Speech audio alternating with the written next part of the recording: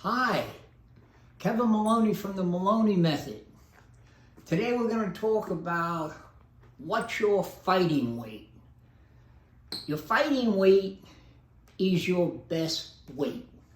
Your best weight is not only when you look your best, but more importantly, when you feel your best. You'll notice when you go into the doctor or wherever, drugstore, whatever, they got all these charts and they say, this is what you should weigh to be healthy. This is what they don't talk about is each person is unique, all right? We all have different chemistries, all right? Now, what you have to do, assuming that you're going to lose weight, the way you have to do it is, number one, you have to internalize. It's got to be a slow process.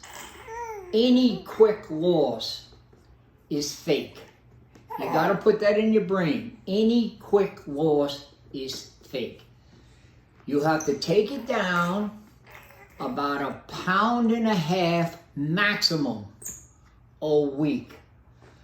What that does is it allows all the internal processes of hormones, all the things, all the things that make you at your best is adjusted inside. It's just not a number on the scale. By coming down at a slow rate, you allow those other things to come down or adjust within the framework of that 1.5 pounds. If you ever want to see how important your fighting weight is, let's talk about the fight game. You have a great fighter at 147. You have a great fighter at 150 pounds. The 147 and the 150, that's their best weight. They know what their best weight is. They're both undefeated. The 147 will not fight the 150 at his weight. It's only 3 pounds. The 150 won't fight the guy at 147. It's only 3 pounds.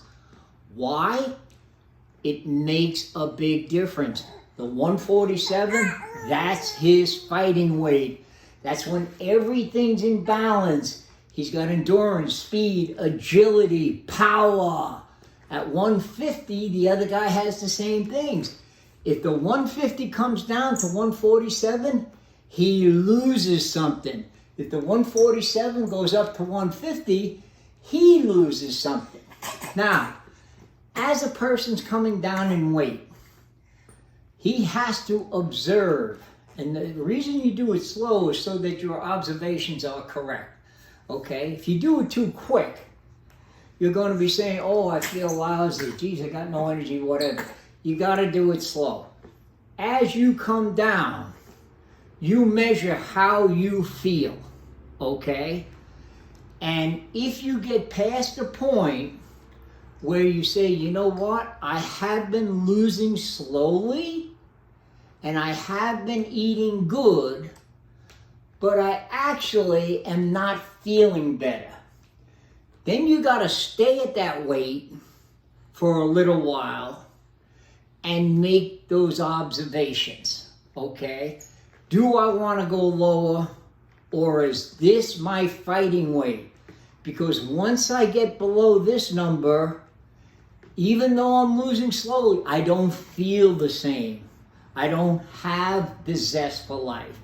You have to understand the difference between feeling good and a feeling of well-being. A feeling of well-being is a high level. That means you just feel like indestructible, okay? Freaking indestructible. That's your fighting weight. Feeling good and getting by is not your fighting weight. You have to understand too that your fighting weight changes as the decades go by. So you have to be quick to observe, hey, this is my fighting weight at 30, but it's not my fighting weight at 50, okay? Again, information is the key here. As you're losing weight, you also have to keep in mind that there has to be a certain inefficiency to the way you take your calories in. If you're losing 1.5 pounds a week, that's about 5,200 calories, okay? First, you got to put in your brain, you cannot train too hard. If you train too hard, you will get too freaking hungry. You can't train too hard, okay? You also have to measure the calories and follow the calories, but don't be too consistent with the calories. So if you're trying to create a deficit of 300 calories a day, then you do that for 3 days, and then you got to change it up. The reason is, again, the body becomes more efficient the more it does the same thing. When trying to lose weight, you want to have an inefficient system, meaning it takes more energy to digest because you have confused your system. When you eat the same stuff all the time, the body makes adjustments and makes it easier to digest, and it naturally, because it's a survival thing, holds on to calories. It gets more out of each calorie because it's thinking, I need this calorie for survival. By changing up, and let's say you're eating 2,000 calories a day, you go 2,000, then you got to jump to 2,700. Then you come down to 1,300. You have created inefficiency, but you're calculating all the time. You're doing it over a 7-day period. If you want to create a deficit of 4,000 calories a week, okay, you say, okay, energy out's going to take care of 1,000 calories, okay? So I have to make the adjustment for 3,000 calories, okay? That's like 300-400 calories a day difference, okay? If you normally have been eating 3,000 calories, you bring it down to 2,400. Boom. And in the week, you see, okay, I created a deficit. But you have to make sure there's an inefficiency, okay, within how you eat the calories. You also have to make sure that you do not overtrain. Because if you try and do too much, that's why I put 1,000 calories out for exercise. That's walking around, whatever. You cannot out-train a calorie. Get that in your brain. You cannot out-train a calorie. If you train too much, you will be out of your mind with hunger. Again, the Moloney method says, if you really want to do things correctly and you get the correct information, it's not that hard. What you have to have is you have to have the commitment, the real commitment. That's a difference between a fake commitment and a real commitment. Real commitments mean I will put the time in. That's a real commitment. You're not going to turn around and say, I want to lose 30 pounds and I'm giving it 6 weeks. That is not a real commitment because you're not willing to give the time.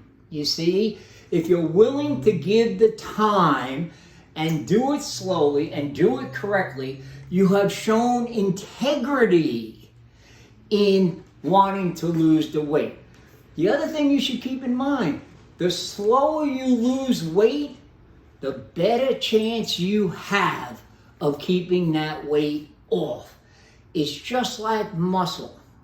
You grind it out. The person who has to grind it out year after year to create that muscle, it's hard to get that muscle off the person because nature knows this person has shown commitment.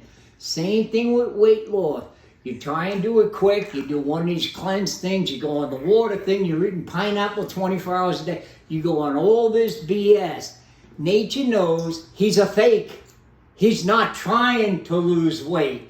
he's trying to feel better about announcing he wants to lose weight. So again, integrity in all our efforts and information in our attempt to accomplish our goal are the keys to your fighting weight. And remember, it's very nuanced. You have to know, look, my fighting weight is not the weight that I look my best at. You have to know these things, because the bottom line is how you feel and how your day goes. So you may walk around with a tighter belt, but you feel miserable. And by the way, bodybuilders who go on stage, they are in an extreme state of bad health. Extreme state of bad health. So you have to be aware of, what is my fighting weight? In the late rounds, do I still have it in the late rounds? Not the early rounds. Everybody's got it in the early rounds. Do I still have it in the late rounds? In the late rounds, it doesn't matter if I have a 4 or 6 pack. It matters, do I have the stuff? So you got to be very aware of your fighting weight and use some of those tricks. Calorie changes, you got to do it slow. Integrity in your effort, it will last longer when you do it slow. Within the framework of those things, you'll lose weight. There's no question you will lose weight. Okay? So, boom, find your fighting weight, get down to it slowly, and become a new person. Hey, it's great to see you. What's today? Monday? We'll see you again on Friday. Questions or comments? We're at MoloneyMethod@gmail.com. Moloney is spelled with an O. Get down to that fighting weight. Good to see you.